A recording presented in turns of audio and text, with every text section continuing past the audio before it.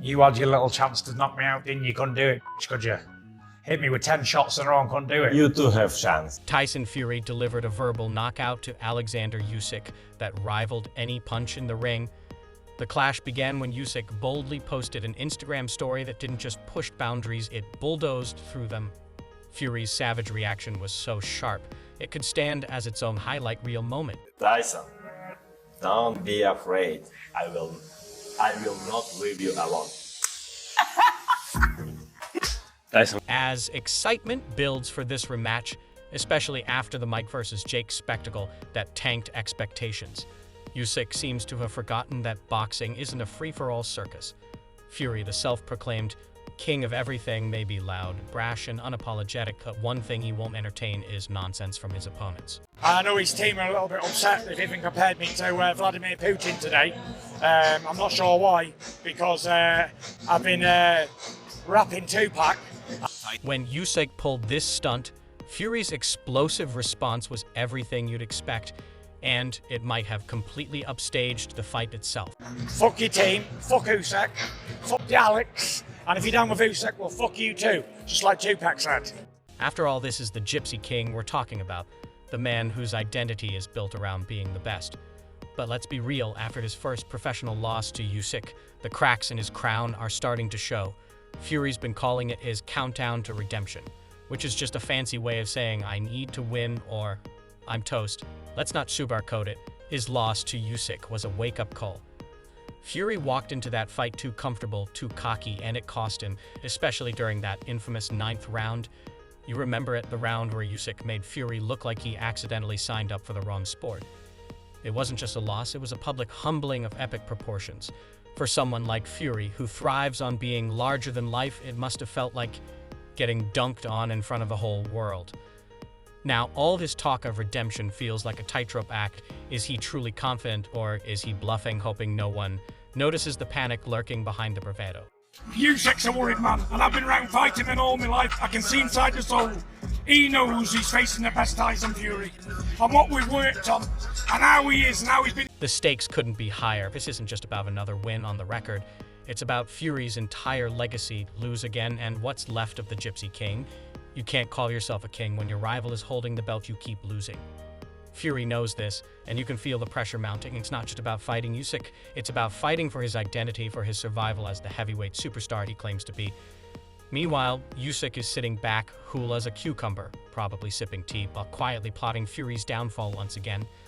The man doesn't just prepare for fights, he studies his opponents like he's writing a thesis. And let's not forget the mental games. Fury's mouth is nearly as famous as his fists, if not more so. He's the guy who can outtalk anyone, tear them down with insults before they even step into the ring. But this time, his usual routine isn't quite landing. Usyk isn't just immune to Fury's trash talk, he's turning it into entertainment.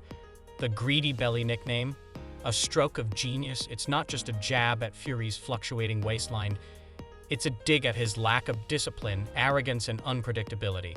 Fury can puff up and roar all he wants, but Usyk is just smirking, throwing out one-liners that cut deeper than Fury's loudest rants. Hey, my friend Greedy Belly, continue training.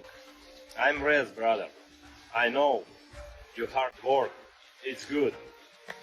Appreciate it. When Tyson Fury stepped into the ring against Oleksandr Usyk in May, he wasn't just facing his opponent, he was contending with the absolute madness of his corner. The fight itself almost got overshadowed by the soap opera unfolding outside the ropes, and leading the circus was none other than John Fury, Tyson's father, who channeled his inner reality TV star with outbursts so dramatic they could make a diva blush. It wasn't just fans who were stunned. Boxing legends like Ricky Hatton came out swinging, branding the corner a complete shambles. John Fury has always been a wild card, but during that fight, he dialed up the dysfunction to a level that would make even the most chaotic family say, yikes.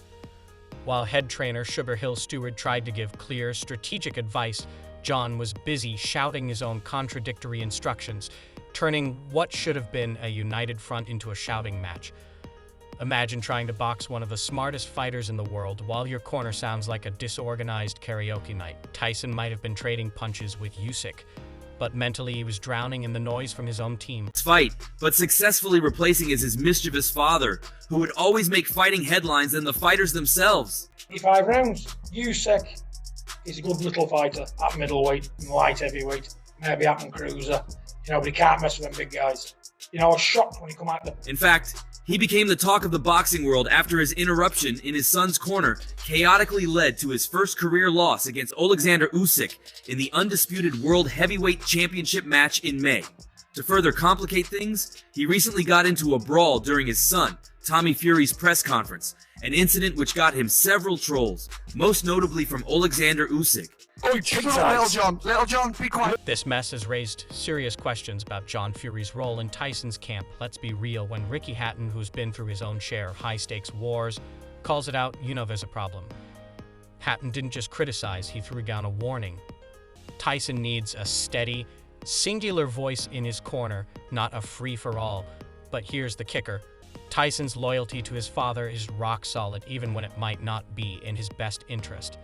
For the Fury family, loyalty isn't just important, it's everything. The issue in boxing, though, is that sentimentality doesn't win titles. Enter Sugar Hill Stewart and Andy Lee, the two professionals trying to bring some order to the chaos. These guys know their stuff. Sugar Hill's pedigree is unmatched, and Andy Lee is no stranger to the spotlight. Both have made it clear that Tyson needs focus and structure to have a real chance, but let's be honest, can they really outmaneuver the larger-than-life influence of John Fury? If they can't, and the same circus rolls into the rematch, Usyk will have a field day tearing Fury apart. But Fury had a plan of his own. Focused and a little bit more smart to get the victory. As it would seem, my rematch with people is always ends up one way. I always end up knocking them out in the rematch. Speaking of Usyk, the man isn't flashy, loud, or theatrical. He's simply devastatingly effective. His performance in May was a masterclass in precision and strategy. While Fury relied on his usual size and reach advantages, Usyk was busy dismantling him with sharp angles, footwork that defied physics, and a ring IQ that could put a chess grandmaster to shame. By the 9th round, Usyk had Fury figured out, exposing the cracks in his defense and proving that brute strength means nothing without a sharp mind to back it up. Counting down the days until I can get my redemption on Usyk. December the 21st is going to be my time. I've done everything in boxing, but I ain't come back from the lost. And I relish it.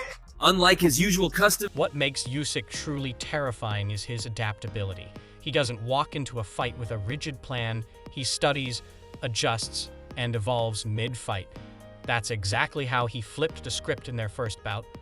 While Fury relied on wearing him down, Usyk had already shifted gears, forcing Fury into a game of catch-up he couldn't win. By the final rounds, the narrative wasn't about Fury's power, it was about Usyk's total control. Here's the thing about Usyk. His confidence isn't built on bravado or trash talk, it's forged from discipline and sheer hard work. While Fury was busy with psychological warfare, Usyk was quietly training, fine-tuning the skills that would leave the Gypsy King scrambling. This guy doesn't waste energy on hype. Every move, every decision is calculated, and that's what makes him lethal. Because Fury is from a gypsy background, and those boys are taught to fight at the age of 3-4 years. Here's where it gets interesting. This rematch isn't about who's bigger or stronger. It's about strategy and preparation. Fury's size, reach, and ability to overpower opponents didn't matter in May because Usyk refused to let it. Instead, he dismantled Fury's game plan with precision, pace, and relentless focus, turning Fury's strength into a weakness. If Tyson's corner implodes again, Usyk will exploit that chaos without breaking a sweat, leaving Fury with no room to recover in the heavyweight division. Heavyweight division, proving that size and power alone are insufficient without technical expertise. He's a heavyweight, and the heavyweights were never really that good in terms of that kind of At the end of the day, this fight is more than just a physical battle, it's a clash of philosophies. On one side, you have Fury relying on his family's chaotic loyalty and his larger-than-life persona to carry him through. On the other, Usyk remains cool and focused, determined to outsmart and outclass his opponent.